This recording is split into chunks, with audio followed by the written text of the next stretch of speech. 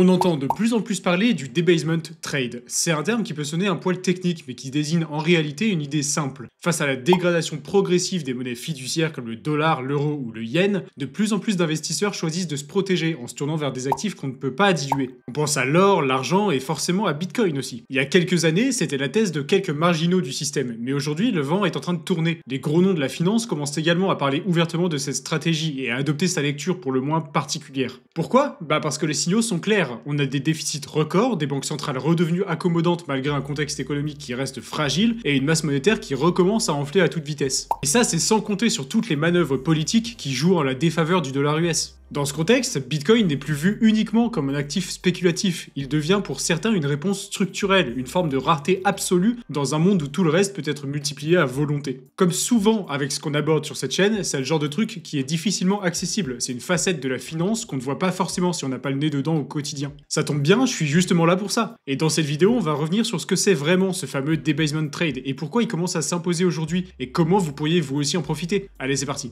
Le point de départ du debasement trade, c'est pas une prédiction sur l'avenir, ni une take de quelques complotistes, c'est juste un constat. On est dans un système où la valeur s'érode en permanence, lentement mais sûrement. Cette érosion, elle n'est pas accidentelle, elle est structurelle, on pourrait presque dire qu'elle est souhaitable. Souhaitable pour qui ? Ça c'est un autre débat. Prenons les États-Unis par exemple. En 2025, le gouvernement affiche un déficit budgétaire de plus de 1800 milliards de dollars. C'est l'un des plus hauts de son histoire, en dehors des périodes de guerre ou de crise. Et c'est devenu un mode de fonctionnement permanent. Et c'est là que la question centrale se pose. Comment est-ce qu'on finance tout ça ? Est-ce qu'on monte les impôts ? Politiquement, c'est presque impossible. On réduit les dépenses alors. Pareil, c'est irréalisable. Alors on emprunte plus ? Oui, mais à quel prix ? Les taux d'intérêt, quand on dit qu'ils sont élevés, c'est pas pour rien. Alors du coup, il nous reste la solution discrète et aussi la plus ancienne, c'est-à-dire monétiser la dette. En gros, faire tourner la planche à billets directement ou indirectement, et c'est ce qu'on voit déjà. La Fed a recommencé à baisser ses taux très récemment malgré une inflation toujours au-dessus de sa cible. La masse monétaire M2 repart à la hausse. Les banques centrales remettent de la liquidité dans le système parce qu'elles n'ont plus le choix. Et pendant ce temps, la dette mondiale a franchi les 318 000 milliards de dollars et elle augmente plus vite que la croissance réelle. En gros, on ne rattrape même plus l'écart. La seule façon de rendre cette dette gérable, c'est d'accepter une inflation modérée mais persistante, et donc un affaiblissement progressif du pouvoir d'achat.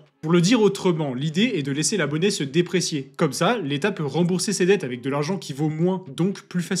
Je pense que vous connaissez l'expression « l'argent d'aujourd'hui vaut plus que celui de demain ». On appelle ça la dominance budgétaire. Alors je vais pas rentrer dans tous les détails dans cette vidéo parce que ça mériterait une série documentaire à part entière. Il va falloir accepter quelques raccourcis. La dominance budgétaire, c'est quand la politique monétaire n'est plus guidée par la stabilité des prix, mais par les besoins de financement de l'État. En clair, c'est comme si la banque centrale devenait la béquille du gouvernement et de son budget. Et ce régime, il produit exactement ce qu'il est censé produire, une dilution de la monnaie, lente, régulière, qui se voit pas tout de suite, mais qui finit par se refléter dans le prix des choses. Et ceux qui l'ont compris ne veulent plus rester assis sur du cash. Voilà pourquoi le debasement trade s'impose. C'est pas un pari sur un crack monétaire à proprement parler, c'est une lecture réaliste d'un système qui a basculé dans une logique où l'érosion de la monnaie n'est plus l'exception, mais la règle. Mais attention, c'est pas une idée neuve qui vient de sortir, ça existe depuis bien longtemps. Sous l'Empire romain déjà, la monnaie dominante s'appelait le denier.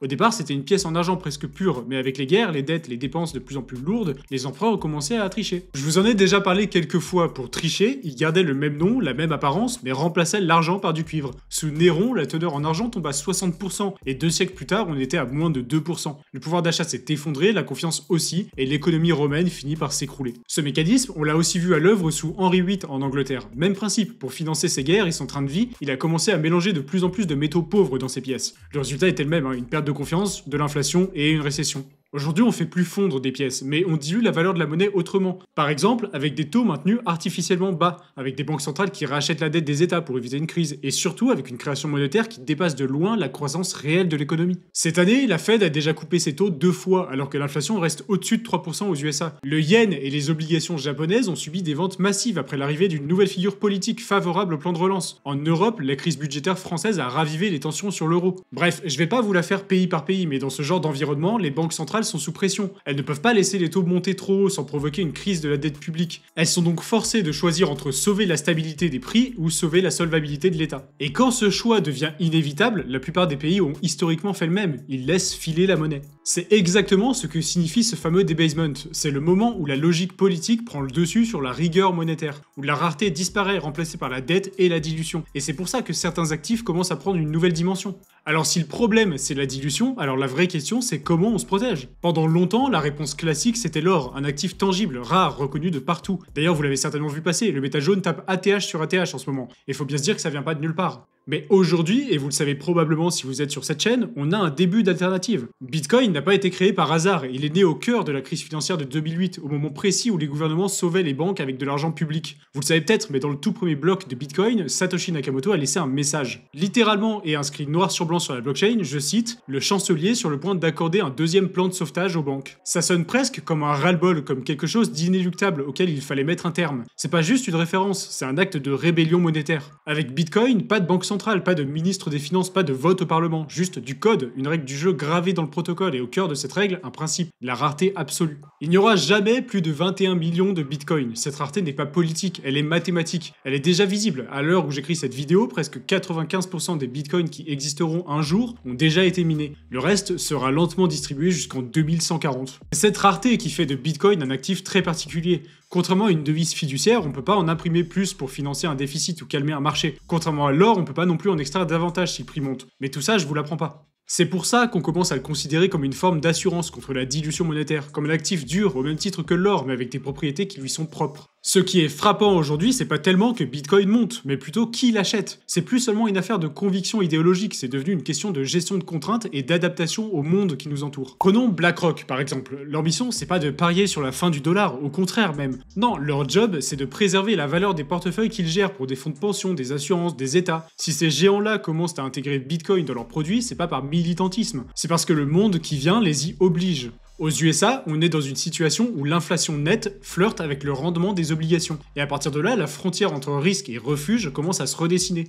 Avant, acheter une obligation américaine à 10 ans, c'était dormir tranquille. Aujourd'hui, ça revient presque à garantir une perte de pouvoir d'achat. Donc ils sont forcés de revoir leur modèle, leur corrélation, leur définition même de la prudence. Et ça, c'est nouveau. Les institutions n'aiment pas spécialement Bitcoin, elles commencent juste à ne plus avoir le choix. Quand tu gères des centaines de milliards et que les actifs sûrs ne le sont plus tant que ça, bah faut commencer à étudier les actifs que t'avais exclus d'office il y a 10 ans. Ce glissement ne fait pas les gros titres, mais il est massif. Il se traduit dans les flux, dans les normes comptables, dans les formations internes, dans les recrutements spécialisés, et ça va plus loin.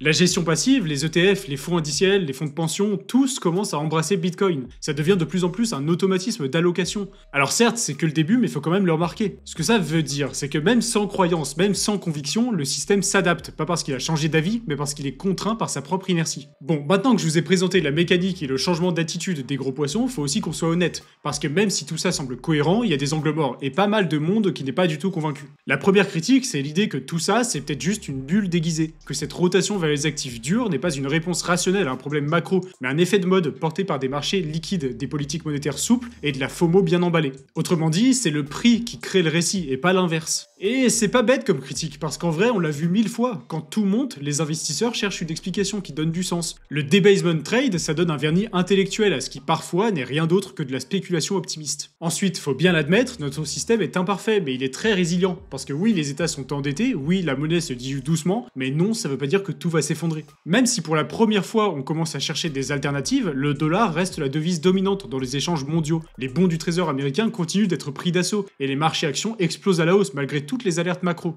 Donc ceux qui pensent que Bitcoin ou l'or vont automatiquement s'envoler parce que le système va tomber se trompent peut-être de temporalité. Le système n'est pas en train de mourir, il est peut-être juste en train de se réorganiser. Et puis troisième point, c'est la volatilité. C'est une critique qui revient souvent avec Bitcoin, parce que se protéger de la dilution c'est bien, mais quand ton actif refuge peut perdre 30% en quelques semaines, bah c'est très moyen. Et ça, les institutionnels ne l'oublient pas. Beaucoup de fonds continuent à plafonner leur exposition à Bitcoin à 1 ou 2% maximum de leur portefeuille. Parce que même s'ils en voient l'intérêt stratégique, ils en connaissent aussi les risques opérationnels. On se pose pas mal de questions sur le prochain bear market. Certains disent qu'on n'aura pas de chute vertigineuse, que cette fois-ci c'est différent. D'autres, au contraire, objectent que ça va finir comme d'hab, un moins 80% dans les dents, du rouge de partout et un retour en arrière au niveau des prix qui va faire très mal. Bref, le debasement trade, c'est pas une vérité gravée dans le marbre, c'est une lecture du monde avec ses logiques mais aussi ses failles. On peut voir ça comme un reflet, un miroir de ce que ressent une partie du marché. On commence à observer une certaine perte de confiance silencieuse dans la solidité des monnaies fiat et dans la capacité des États à gérer leurs finances autrement que par la fuite en avant. Mais attention, c'est pas une prophétie, c'est un cadre de lecture, un prisme à travers lequel on peut analyser certains mouvements, certaines décisions, certaines allocations. Et comme tous les prismes, il déforme un peu la lumière.